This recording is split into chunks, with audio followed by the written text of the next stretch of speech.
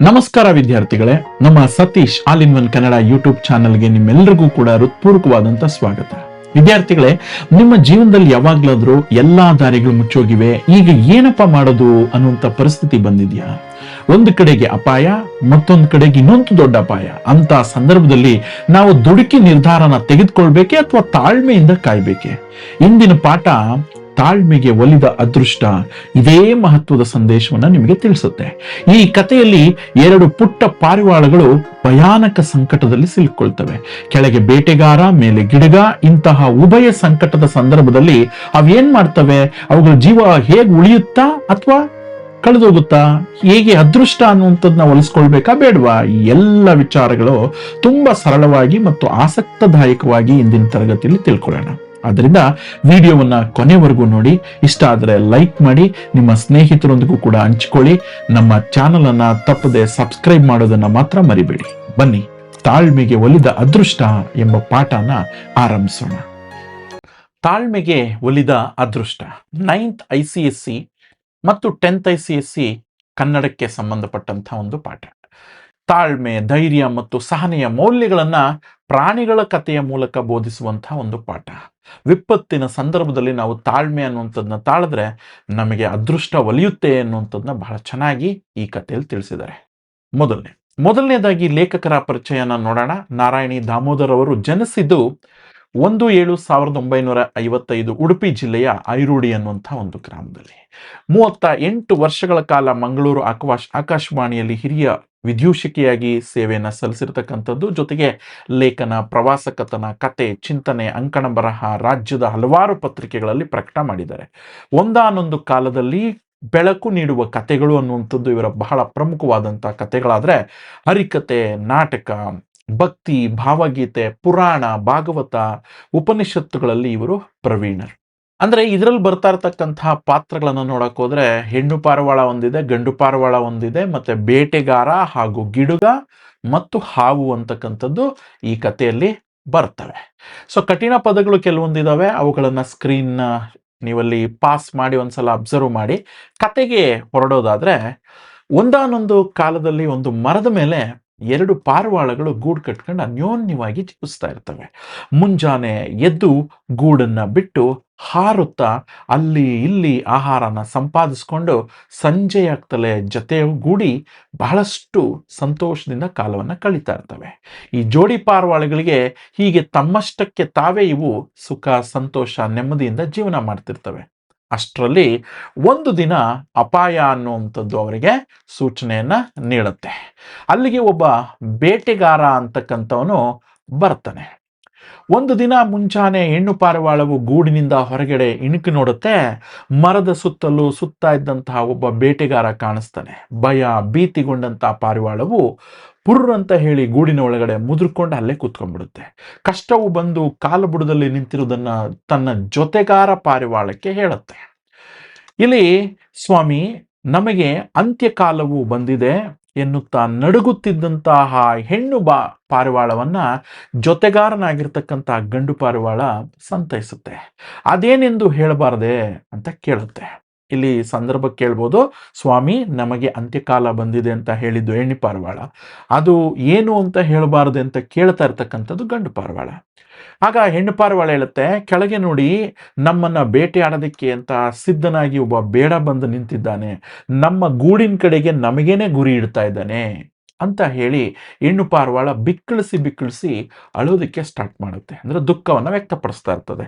ಅದಕ್ಕೇನಂತೆ, ಇಲ್ಲೇ ಹೆದರುತ್ತಾ ಕುಳಿತರೆ ಸಾಯೋದು ಖಂಡಿತ, ನಿಶ್ಚಯ, ತಡ ಮಾಡದೆ ಪುರ್ರೆಂದು ಹಾರಿ ಹೋಗೋಣ ಬಾ ಅಂತ ಹೇಳಿ ಗಂಡು ಪಾರಿವಾಳ ಹೆಣ್ಣು ಪಾರಿವಾಳ ಕೇಳುತ್ತೆ. ಆದ್ರೆ ಹೆಣ್ಣು ಪಾರಿವಾಳ ಹೇಳುತ್ತೆ, ಅದು ಆಗದು ಸ್ವಾಮಿ. ಯಾಕೆ ಈ ತರ ಹೇಳ್ತಾ ಇದೀಯಾ? ಮೇಲಕ್ಕೆ ಹಾರಿ ಹೋಗುವ ಅಂತಂದ್ರೆ ಮರದ ಮೇಲೆ ಈಗಾಗ್ಲೇ ಗಿಡಗ ಅನ್ನುವಂಥದ್ದು ನಮ್ಮನ್ನ ಸುತ್ತಾ ಇದೆ. ಅಂದ್ರೆ ಮರದ ಮೇಲೆ ಗಿಡಗ ಸುತ್ತಾ ಇರುತ್ತೆ. ಮಂಡಲಾಕಾರದಲ್ಲಿ ತಿರುಗುತ್ತಾ ಹಾರಿ ಹೋಗ್ತಾ ಇರ್ತಕ್ಕಂತಹ ಆ ಗಿಡುಗ ನಮ್ಮನ್ನ ಏನ್ ಮಾಡುತ್ತೆ ಅಂತಂದ್ರೆ ಹೊಂಚ್ ಹಾಕಿ ತಿಂದು ಬಿಡುತ್ತೆ, ಕಚ್ಬಿಡುತ್ತೆ. ಯಾಕೆಂದ್ರೆ ಪಾರಿವಾಳಗಳು ಸಾಮಾನ್ಯವಾಗಿ ಸ್ಪೀಡಾಗಿ ಹಾರಕ್ಕಾಗಲ್ಲ, ಅಲ್ಲೇ ಸುತ್ತಿ ಹಾರ್ತಾ ಇರ್ತವೆ ನಿಧಾನವಾಗಿ. ಆದ್ರೆ ಗಿಡುಗ ತುಂಬಾ ಶಾರ್ಪ್, ಹಿಡ್ಕೊಂಡು ಹೋಗ್ಬಿಡುತ್ತೆ, ತಿಂದ್ಬಿಡುತ್ತೆ ಅಂತ ಈ ಹೆಣ್ಣು ಪಾರಿವಾಳ ಗಂಡು ಪಾರಿವಾಳಕ್ಕೆ ಮತ್ತೆ ಹೇಳುತ್ತೆ. ಅತ್ತದರಿ ಇತ್ತ ಪುಲಿ. ಏನು ಮಾಡಲಿ ಎಂದು ಕೇಳಿದಾಗ ಗಂಡು ಪಾರಿವಾಳವು ಗಡಗಡ ಅಂತ ನಡಗೋದಕ್ಕೆ ಸ್ಟಾರ್ಟ್ ಮಾಡುತ್ತೆ. ಇಲ್ಲಿ ಎರಡೂ ಪಾರಿವಾಳಗಳಿಗೂ ಕೂಡ ಭಯ ಇದೆ. ಅತ್ತದರಿ ಇತ್ತ ಪುಲಿ ಅಂದರೆ ಒಂದು ಕಡೆಗೆ ಬೇಡ ನಿಂತಿದ್ದಾನೆ, ಮತ್ತೊಂದು ಕಡೆಗೆ ಗಿಡಗ ಅನ್ನುವಂಥದ್ದು ಆರ್ತಿದೆ. ನಾವು ಹಾರಿ ಆಚೆನೂ ಹೋಗೋಕ್ಕಾಗಲ್ಲ, ಇಲ್ಲಿ ಈತ ಬೇರೆ ಗುಳಿಯನ್ನು ಇಟ್ಟಿದ್ದಾನೆ, ನಾವು ಇಲ್ಲೇ ಇದ್ದರೆ ನಾವು ಸಾಯೋದು ಖಂಡಿತ ಅಂತ ಹೇಳಿ ಅವೆರಡಕ್ಕೂ ಕೂಡ ಅನಿಸುತ್ತೆ. ಈ ಸಂದರ್ಭದಲ್ಲಿ ನಾವು ಬುದ್ಧಿವಂತರಾಗಿ ಯೋಚನೆ ಮಾಡಬೇಕು ಅನ್ನೋದೇ ಈ ಕಥೆಯ ಮುಖ್ಯ ಸಾರಾಂಶ. ಆ ಸಂದರ್ಭದಲ್ಲಿ ಹಾಗಾದ್ರೆ ಆ ಪಾರಿವಾಳಗಳು ಏನ್ ಮಾಡ್ತವೆ? ಅಡಕತ್ರಿಯಲ್ಲಿ ಸಿಕ್ಕಾಕೊಂಡಂತ ಪಾರಿವಾಳಗಳು ಏನ್ ಮಾಡ್ತವೆ? ನೀವು ಈ ಚಿತ್ರವನ್ನ ಅಬ್ಸರ್ವ್ ಮಾಡ್ಬೋದು. ಇಲ್ಲಿ ನೋಡ್ಬೋದು ನೀವು, ಒಂದು ಕಡೆಗೆ ಬೇಟೆಗಾರ ಗುರಿ ಇಕ್ತಾ ಇರ್ತಕ್ಕಂಥದ್ದು, ಮತ್ತೊಂದು ಕಡೆಗೆ ಅದೇ ಗೂಡನ್ನ ಮೇಲೆ ಒಂದು ಗಿಡಗ ಅಂತಕ್ಕಂಥದ್ದು ಹಾರ್ತಾ ಇರ್ತಕ್ಕಂಥದ್ದು. ಈ ಸಂದರ್ಭದಲ್ಲಿ ಅವೇನ್ ಮಾಡ್ತವೆ? ಕೆಳಗಡೆ ಬೇಟೆಗಾರ, ಮೇಲೆ ಗಿಡಗ. ತಮ್ಮ ಜೀವಕ್ಕೆ ಎದುರಾದಂಥ ಆಪತ್ತಿನ ಅರಿವಾದಂಥ ಜೋಡಿ ಪಾರಿವಾಳಗಳು ಒಂದಕ್ಕೊಂದು ಅಂಟ್ಕೊಂಡು ಅಲ್ಲೇ ಮುದುರ್ಕೊಂಡು ಕೂತ್ಕೊಂಡ್ಬಿಡ್ತವೆ. ಉಭಯ ಸಂಕಟ ಅಡಕತ್ತರೆಯಲ್ಲಿ ಸಿಕ್ಕಾಕೊಂಡಂತೆ ತಳಮಡಿಸುತ್ತೆ. ಅಂದರೆ ಇಲ್ಲಿ ನೀವು ಅಬ್ಸರ್ವ್ ಮಾಡಬೇಕಾಗಿರೋದು, ತಾಳ್ಮೆಯಿಂದ ಜೀವ ಹಿಡಿದುಕೊಂಡು ಅಲ್ಲೇ ಕೂತ್ಕೊಂಡ್ಬಿಡ್ತವೆ. ಅಂದರೆ ನಮಗೆ ಆವಾಗ ಪೇಷನ್ಸ್ ತುಂಬ ಇಂಪಾರ್ಟೆಂಟು. ಈಚೆ ಬಂದರೆ ಅವನು ಆಲ್ರೆಡಿ ಪಾರಿವಾಳ ಇದು ಏನದು ಗಿಡಗ ಹಿಡ್ಕೊಂಡು ಹೋಗುತ್ತೆ, ಅಲ್ಲೇ ಕೂತಿದ್ರೆ ಈ ಬೇಟೆಗಾರ ಬೇಟೆ ಆಡ್ತಾನೆ. ಆದರೆ ಅವೇನ್ ಮಾಡ್ತವೆ ಆ ಟೈಮಲ್ಲಿ ಏನೂ ಡಿಸಿಷನ್ಸ್ ತಗೊಳ್ಳೋದೆ ತಟಸ್ಥ ನೀತಿಯನ್ನು ಅನುಸರಿಸಿ ಅಲ್ಲೇ ಕೂತ್ಕೊಂಡ್ಬಿಡ್ತವೆ. ಬಹುಶಃ ಅವುಗಳ ಅಂತರ್ಯದ ಕರೆ ದೇವರಿಗೆ ಮುಟ್ಟಿತ್ತೋ ಏನೋ. ಅಷ್ಟರಲ್ಲೇ ಬಾಣ ಪ್ರಯೋಗ ಮಾಡಿರ್ತಕ್ಕಂಥ ಸೌಂಡ್ ಕೇಳಿಸುತ್ತೆ, ಜಿಂಗ್ ಅಂತ ಹೇಳಿ. ಆದರೆ ಅಷ್ಟರಲ್ಲೇ ಮತ್ತೊಂದು ಚಿತ್ಕಾರ ಕೂಡ ಕೇಳಿಸುತ್ತೆ, ಇನ್ನೊಬ್ರು ಯಾರೋ ಕಿರ್ಚ್ತಾ ಇರೋದು. ಆಮೇಲೆ ಬಹಳ ಹೊತ್ತು ಅಲ್ಲೇ ಕಾಲ ಕಳೀತವೆ, ಸದ್ದಿಲ್ಲ ಸುದ್ದಿ ಇಲ್ಲ, ಏನೂ ಸೌಂಡೇ ಆಗಲಿಲ್ಲ. ಆಗ ಗಂಡು ಪಾರಿವಾಳ ಗೂಡಿನಿಂದ ಹೊರಗಡೆ ಬಂದು ಇಣಿಕಿ ನೋಡುತ್ತೆ. ಅಷ್ಟರಲ್ಲಿ ಅವಕ್ಕೆ ಆಶ್ಚರ್ಯ ಕಾದಿತ್ತು. ಯಾಕಪ್ಪ ಅಂತಂದ್ರೆ ಅಲ್ಲಿದ್ದಂತಹ ಆ ಬೇಟೆಗಾರ ಹಾವು ಕಚ್ಚಿ ಸತ್ತೋಗ್ಬಿಟ್ಟಿದ್ದ. ಸರ್ ಇದೇನಾಯ್ತು? ಕೆಳಗಡೆ ನೋಡಿದ್ರೆ ಬೇಟೆಗಾರನು ನೆಲದ ಮೇಲೆ ಬಿದ್ದಿದ್ದಾನೆ, ಹೊರಲಾಡ್ತಾ ಇದ್ದಾನೆ. ಅವನ ಹತ್ರದಿಂದಲೇ ಒಂದು ಹಾವು ಸರಿದು ಹೋಗ್ತಾ ಇತ್ತು. ಅಲ್ಲೇ ಆಚೆಗೆ ಗಿಡಗವೂ ಕೂಡ ಸತ್ತು ಬಿದ್ದಿತ್ತು. ಈ ಎರಡನ್ನೂ ಕೂಡ ನೋಡ್ತಾರೆ ಅವರು. ಅಲ್ಲೇ ಆಚೆಗೆ ಗಿಡಗ ಸತ್ತು ಬಿದ್ದಿದೆ, ಮತ್ತೊಂದು ಕಡೆಗೆ ಬೇಟೆಗಾರ ಅಲ್ಲೇ ಸತ್ತು ಬಿದ್ದಿದ್ದಾನೆ. ಹೆಂಗಾಯ್ತಿದು? ಏಕಕಾಲದಲ್ಲಿ ಬೇಡ ಮತ್ತು ಗಿಡಗ ಅಂತ್ಯನ ಕಂಡಿದ್ವು. ಅಂದ್ರೆ ನಾವು ಯಾರಿಗೂ ಅಪಕಾರ ಮಾಡಲಿಲ್ಲ ಅಂದ್ರೆ ದೇವ್ರು ನಮ್ಮನ್ನ ಕಾಪಾಡ್ತಾನೆ ಅನ್ನೋದಕ್ಕೆ this is the one best example. ನೋಡಿ ಎಷ್ಟು ಚೆನ್ನಾಗಿ ಹೇಳ್ತಾ ಇದ್ದಾರೆ ಅವರು. ಜೀವ ಕಂಟಕದಿಂದ ಪಾರಾದಂಥ ಪಾರಿವಾಳಗಳಿಗೆ ಆಶ್ಚರ್ಯನೂ ಆಗುತ್ತೆ, ಜೊತೆಗೆ ಸಂತೋಷ ಕೂಡ ಆಗುತ್ತೆ. ಜೀವ ಭಯ ಅನ್ನುವಂಥದ್ದು ಹೊರಟೋಗಿ ಅಲ್ಲಿಂದ ಹಾರೋಗ್ಬಿಡ್ತವೆ. ಪಾರಿವಾಳಗಳ ಸಂತೋಷಕ್ಕೆ ಪಾರವೇ ಇರಲಿಲ್ಲ. ಗೂಡಿನಿಂದ ಹೊರಗಡೆ ಬರ್ತವೆ ಪಾರಿವಾಳಗಳೆರಡೂ ಕೂಡ. ಕರಕರ ಅಂತ ಸದ್ದು ಮಾಡ್ತಾ ಗೂಡಿನಿಂದ ಹೊರಗಡೆ ಬರ್ತವೆ. ಮರದ ಮೇಲೆ ಕೊಂಬೆಯಿಂದ ಮತ್ತೊಂದು ಕೊಂಬೆಗೆ ಆರ್ತಾ ಇರ್ತವೆ. ಹಾಗಾದ್ರೆ ನಮ್ಗೊಂದು ಪ್ರಶ್ನೆ ಕಾಡುತ್ತೆ, ಇದೆಲ್ಲ ಹೇಗಾಯ್ತು, ಏನ್ ನಡೀತು ಎಂಬುದು ಒಂದೂ ಕೂಡ ತಿಳಿಯೋದಿಲ್ಲ ಪಾರಿವಾಳಗಳಿಗೆ. ತಿಳಿಯುವ ಅಪೇಕ್ಷೆ ಕೂಡ ಪಡಲ್ಲ. ಯಾಕೆ ಅಂತಂದ್ರೆ ಆರಾಮಾಗಿ ಬದುಕಿದ್ವಲ್ಲ ಬಡ ಜೀವಗಳು ಅಂತ ಹೇಳಿ ಸಂತೋಷವಾಗಿ ಜೀವನ ಮಾಡೋದಕ್ಕೆ ಅಂತ ಹೇಳಿ ಪೂರ್ಣ ಅಂತ ಹಾರ್ಕೊಂಡು ಹೋಗ್ಬಿಡ್ತವೆ. ಕಪೋತ ಪಕ್ಷಿಗಳು ಅಂದ್ರೆ ನಮ್ಮ ಪಾರಿವಾಳಗಳಿಗೆ ಕಪೋತ ಪಕ್ಷಿಗಳು ಅಂತ ಕೂಡ ಕರೀತಾರೆ. ಕಪೋತ ಪಕ್ಷಿಗಳು ಬೀಸುವ ದೊಣ್ಣೆಯಿಂದ ತಪ್ಪಿಸ್ಕೊಂಡು ಸಂತಸದಿಂದ ರೆಕ್ಕೆನ ಬಿಚ್ಚಿ ಪುರ್ರ್ ಅಂತ ಹೇಳಿ ಹಾರ್ಕೊಂಡು ಹೊರಟೋಗ್ತವೆ.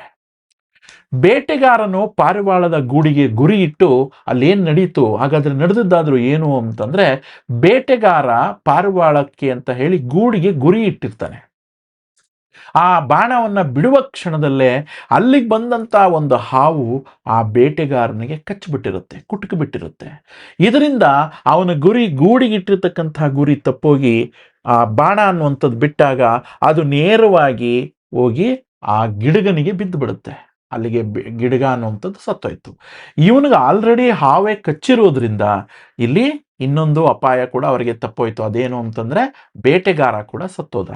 ಇಲ್ಲಿ ಎರಡೂ ವಿಚಾರಗಳು ಅಂದ್ರೆ ಬೇಟೆಗಾರನು ಹಾವಿನ ವಿಷ ಏರಿಸತ್ತ, ಗಿಡಗವು ಬೇಟೆಗಾರನು ಬಿಟ್ಟಂತ ಬಾಣಕ್ಕೆ ತುತ್ತಾಗಿ ಸತ್ತೋಯ್ತು.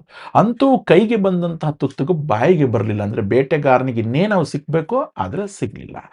ಇಲ್ಲಿ ಈ ಕಥೆಯ ತಾತ್ಪರ್ಯ ಅಂತಂದ್ರೆ ಏನು ಅಂತ ನೋಡಕ್ ಹೋದ್ರೆ, ಇದರಿಂದ ನಾವೇನಪ್ಪ ಈ ಕಥೆಯಿಂದ ತಿಳ್ಕೊಳ್ಳೋದು ಅಂತಂದ್ರೆ, ತಾಳ್ಮೆಗೆ ಇಲ್ಲಿ ಜಯ ಸಿಕ್ತು ಅಂತ. ಅಂದ್ರೆ ಪೇಷನ್ಸ್. ಅವು ಗೂಡಿನ ಒಳಗಡೆಗೆ ಒಂದು ರೀತಿ ಅಲ್ಲೇ ಇದ್ದಿದ್ರಿಂದ, ಅಂದರೆ ಪೇಷನ್ಸಿಂದ ವೆಯ್ಟ್ ಮಾಡ್ತಾ ಇದ್ದಿದ್ರಿಂದ ಬಹುಶಃ ಅವುಗಳ ಜೀವ ಅಂತಕ್ಕಂಥದ್ದು ಉಳಿಯಿತು. ಅಂದರೆ ಮನುಷ್ಯ ಯಾವಾಗಲೂ ಕೂಡ ಭಯದಿಂದ ದುಡುಕಿ ನಿರ್ಧಾರ ತೆಗೆದುಕೊಳ್ಬಾರ್ದು ಅನ್ನೋದು ಈ ಕಥೆಯ ಸಾರಾಂಶ.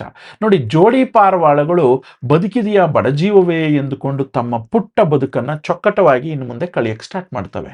ಆದದ್ದೊಂದು ಅಂದ್ಕೊಂಡಿದ್ದಿನ್ನೊಂದು ಎಂಬ ಅಂತಾಯಿತು. ಲೆಕ್ಕಾಚಾರ ಎಲ್ಲವೂ ತಪ್ಪೋಯ್ತು, ಕಕ್ಕಮಕವಾಯಿತು. ಅಂತಂದ್ರೆ ಏನಪ್ಪಾ ಅಂತಂದ್ರೆ, ಒಂದು ಕಡೆಗೆ ಬೇಟೆಗಾರ ಇವನ್ನ ಸಾಯಿಸ್ಬಿಡ್ತಾನೆ ಅಂತ ಅವ್ ಅನ್ಕೊಳ್ತವೆ, ಅದಾಗ್ಲಿಲ್ಲ.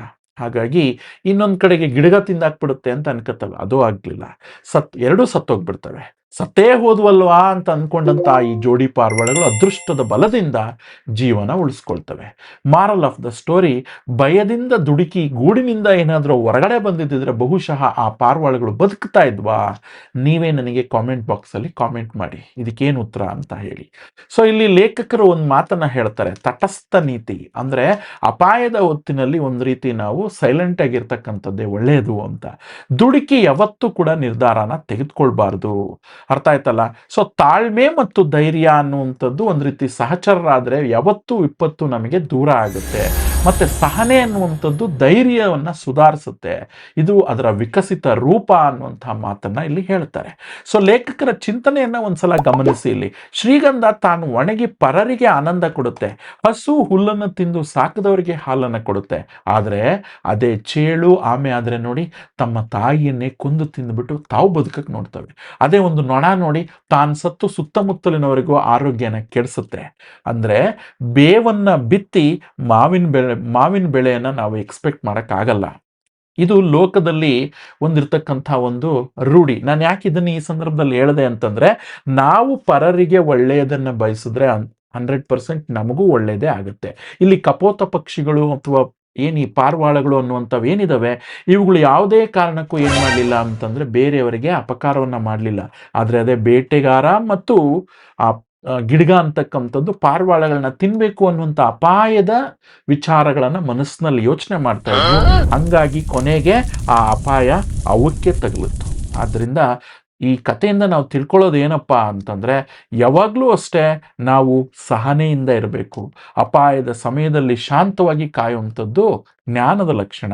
ಧೈರ್ಯ ಅಂದ್ರೆ ಅಪಾಯ ಬಂದಾಗ ಧೈರ್ಯದಿಂದ ಅದನ್ನು ಎದುರಿಸುವಂತಹ ಒಂದು ವಿಚಾರ ನಮ್ಮಲ್ಲಿರಬೇಕು. ಜೊತೆಗೆ ಸಹನೆ ಎನ್ನುವಂಥದ್ದು ಕೂಡ ತುಂಬಾ ಇಂಪಾರ್ಟೆಂಟು.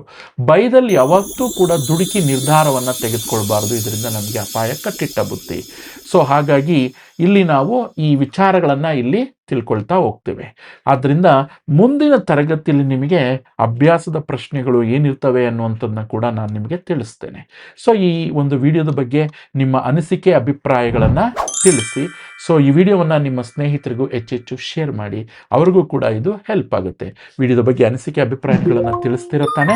ಜೊತೆಗೆ ನಮ್ಮ Satish all in one Kannada YouTube ಚಾನಲ್ನ ಮೊದಲನೇ ಬಾರಿಗೆ ವಿಸಿಟ್ ಮಾಡಿದರೆ ಈಗಲೇ ಸಬ್ಸ್ಕ್ರೈಬ್ ಮಾಡಿ, ಪಕ್ಕದಲ್ಲಿರುವ ಬೆಲ್ ಐಕನನ್ನು ಕ್ಲಿಕ್ ಮಾಡಿ, ಆಲ್ ನೋಟಿಫಿಕೇಶನನ್ನು ಆನ್ ಮಾಡ್ಕೊಳ್ಳಿ. ಧನ್ಯವಾದ.